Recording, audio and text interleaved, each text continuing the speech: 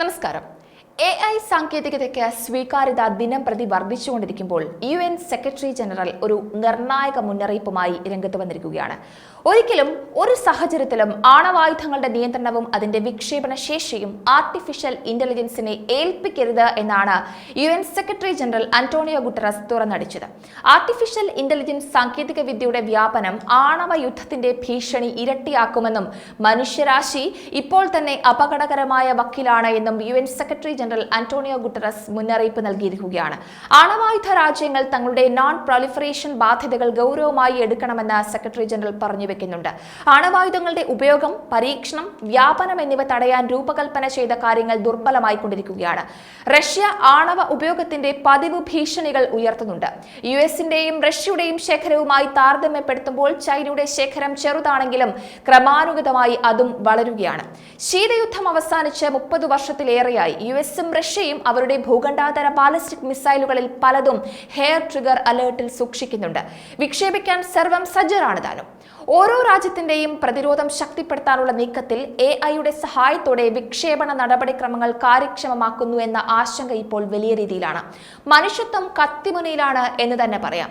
ആണവായുധം ഉപയോഗിക്കപ്പെടാനുള്ള സാധ്യത രാജ്യങ്ങൾ ആവർത്തിച്ച് ഉറപ്പാക്കുന്നു.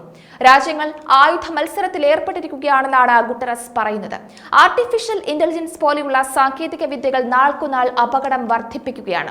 അതുകൊണ്ട് തന്നെ ആണവ ഉപയോഗത്തെക്കുറിച്ചുള്ള ഏത് തീരുമാനവും മനുഷ്യരാണ് എടുക്കുന്നതെന്ന് എല്ലാ രാജ്യങ്ങളും അംഗീകരിക്കണം, ഉറപ്പാക്കണമെന്നും യന്ത്രങ്ങളോ അൽഗോരിതങ്ങളോ അല്ല അത്തരം തീരുമാനങ്ങൾ എടുക്കേണ്ടത് എന്നും അന്റോണിയോ ഗുട്ടറസ് അഭ്യർത്ഥിച്ചിരിക്കുകയാണ്. 2 വർഷം മുമ്പ് US-ഉം UK-യും ഫ്രാൻസും ആണവ വിക്ഷേപണങ്ങളുടെ മനുഷ്യ നിയന്ത്രണം നിലനിർത്തേണ്ടതിന്റെ ആവശ്യകതയെക്കുറിച്ച് സംയുക്ത പ്രസ്താവന പുറത്തിറക്കിയിരുന്നു.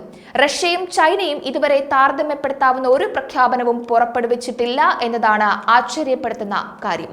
ഫെഡറേഷൻ ഓഫ് അമേരിക്കൻ സയന്റിസ്റ്റുകളുടെ കണക്കുകൾ പ്രകാരം ശീതയുദ്ധത്തിന് ശേഷം ആണവായുധങ്ങളുടെ എണ്ണം 86-ലെ 70,300 ആയുധങ്ങളുടെ കൊടുമുടിയിൽ നിന്ന് ഈ വർഷം 12,100 കുറഞ്ഞിട്ടുണ്ട്. വിരമിച്ച ആയുധങ്ങൾ പൊളിക്കപ്പെടുന്നതിനാൽ മൊത്തം ഇൻവെന്ററി ക്രമേണ കുറയുന്നുവത്രേ. എന്നാൽ ശീതയുദ്ധാനന്തരം നീണ്ട തകർച്ചയ്ക്ക് ശേഷം ഉപയോഗത്തിന് ലഭ്യമായ വാർഹെഡുകളുടെ മൊത്തം സൈനിക ശേഖരം വീണ്ടും വർദ്ധിപ്പിക്കാൻ തുടങ്ങിയിരിക്കുന്നു എന്ന കാര്യവും നമ്മൾ മനസ്സിലാക്കേണ്ടതുണ്ട്. രാജ്യങ്ങൾ എല്ലാവരും പുതിയ ആയുധങ്ങൾ ഉണ്ടാക്കിയെടുക്കുന്നതിൽ അല്ലെങ്കിൽ ആണവ ആയുധ ശേഷി വർദ്ധിപ്പിക്കുന്നതിലൊക്കെ വലിയ മത്സരം തന്നെയാണ് മുന്നോട്ട് വെക്കുന്നത്. അതുകൊണ്ട് തന്നെ നിരായുധീകരണത്തിലേക്ക് ഒരു തിരിച്ചുപോക്ക് നയിക്കേണ്ടത് ആണവായുധ രാജ്യങ്ങളുടെ ഉത്തരവാദിത്തമാണ് എന്നും ഗുട്ടറസ് പറയുന്നുണ്ട്. അവർ സംഭാഷണം പുനരാരംഭിക്കുകയും ആണവായുധത്തിന്റെ ഉപയോഗം തടയാൻ പ്രതിജ്ഞാബദ്ധരാവുകയും വേണമെന്നാണ് അദ്ദേഹം പറയുന്നത്. അമേരിക്കയോടും റഷ്യൻ ഫെഡറേഷനോടും ചർച്ചകളിലേക്ക് മടങ്ങാനും ന്യൂ സ്റ്റാർട്ട് ഉടമ്പടി പൂർണ്ണമായും നടപ്പിലാക്കാനും അതിന്റെ പിൻഗാമിയെ അംഗീകരിക്കുവാനും അഭ്യർത്ഥിക്കുന്നുവെന്നാണ് ഗുട്ടറസ് പറയുന്നത്. കഴിഞ്ഞ വർഷത്തെ ACA മീറ്റിംഗിൽ US ദേശീയ സുരക്ഷാ ഉപദേഷ്ടാവ് ജേക്ക് സള്ളിവൻ ന്യൂ സ്റ്റാർട്ടിന് പകരമായി ഒരു പുതിയ കരാറിനെ കുറിച്ച് മുൻവ്യവസ്ഥകളില്ലാതെ ചർച്ചകളിൽ ഏർപ്പെടാൻ വാഗ്ദാനം ചെയ്തിരുന്നു. എന്നാൽ റഷ്യ ആ ഓഫർ നിരസിക്കുകയായിരുന്നു. ആണവ പരീക്ഷണങ്ങൾക്ക് മൊറട്ടോറിയം വീണ്ടും സ്ഥിരീകരിക്കാൻ ആണവ ശക്തികളോടുള്ള തന്റെ മുൻ അഭ്യർത്ഥനകളും ഗുട്ടറസ് ആവർത്തിച്ചു. ആണവായുധങ്ങളുടെ ഭ്രാന്ത് അവസാനിപ്പിക്കുക, AI-യിൽ അമിതാർത്തി പാടില്ല എന്ന ആശയമാണ് ഇപ്പോൾ പല വിദഗ്ധരും ഉയർത്തിക്കാട്ടുന്നത്. ആഗോള സമാധാനവും സുരക്ഷയും പരിഷ്കരിക്കുന്നതിനുള്ള സമാധാനത്തിനായുള്ള പുതിയ അജണ്ടയുടെ കേന്ദ്ര ബിന്ദുവാണ് നിരായുധീകരണവും സംഘർഷം തടയലും. എല്ലാ രാജ്യങ്ങളും അത്തരത്തിൽ മുന്നോട്ടു പോകേണ്ടതുണ്ട്. പരിധി വിട്ടാൽ ആർട്ടിഫിഷ്യൽ ഇന്റലിജൻസിനെ നശിപ്പിച്ചു കളയാനുള്ള ഒരു വഴിയും മനുഷ്യന്റെ കയ്യിൽ ഉണ്ടാകില്ല എന്ന ഗവേഷകർ നേരത്തെ തന്നെ മുന്നറിയിപ്പുകൾ നൽകിയിരുന്നു. നിലവിൽ മനുഷ്യർ ആർട്ടിഫിഷ്യൽ ഇന്റലിജൻസിന്റെ തുടക്ക ദിശയിൽ തന്നെയാണ്. അതും വിദഗ്ധർ എടുത്തു പറയുന്നുണ്ട്. പക്ഷേ ഭാവിയിൽ ഈ സാങ്കേതിക വിദ്യ കൂടുതൽ വിപുലപ്പെടുത്താൻ ആണ് ഓരോ രാജ്യങ്ങളും ശ്രമിക്കുന്നത്. അതുകൊണ്ട് തന്നെ ഭാവിയിൽ ഈ സാങ്കേതിക വിദ്യ ഒരു സൂപ്പർ ഇന്റലിജന്റ് ലെവലിലേക്ക് മാറുന്ന ഘട്ടം എത്തിയേക്കാം. ഭാവിയിൽ വാഹനങ്ങളും യുദ്ധോപകരണങ്ങളും ഉൾപ്പെടെ എല്ലാം AI നിയന്ത്രിക്കുന്നത് ഒന്ന് ചിന്തിച്ചു നോക്കൂ. ഇവയൊക്കെ സ്വന്തം കാര്യങ്ങൾക്ക് ഉപയോഗിച്ച് മനുഷ്യരുടെ മേൽ ആധിപത്യം ഉറപ്പിക്കാൻ AI-ക്ക് കഴിഞ്ഞാൽ എന്തൊക്കെ സംഭവിക്കും ഈ ലോകത്ത്? അതിനെപ്പറ്റി ചിന്തിക്കേണ്ടത് ഏറ്റവും പ്രാധാന്യമുള്ള വസ്തുത തന്നെയാണ്. ഇലോൺ മസ്ക് ഉൾപ്പെടെ പല പ്രമുഖരും AI സാങ്കേതിക വിദ്യയുടെ ഇത്തരം പ്രത്യാഘാതങ്ങളെ പറ്റി പറഞ്ഞിട്ടുണ്ട്. അവർ ഉയർത്തിക്കാട്ടുന്നത് തെളിവുകൾ സഹിതമാണ്.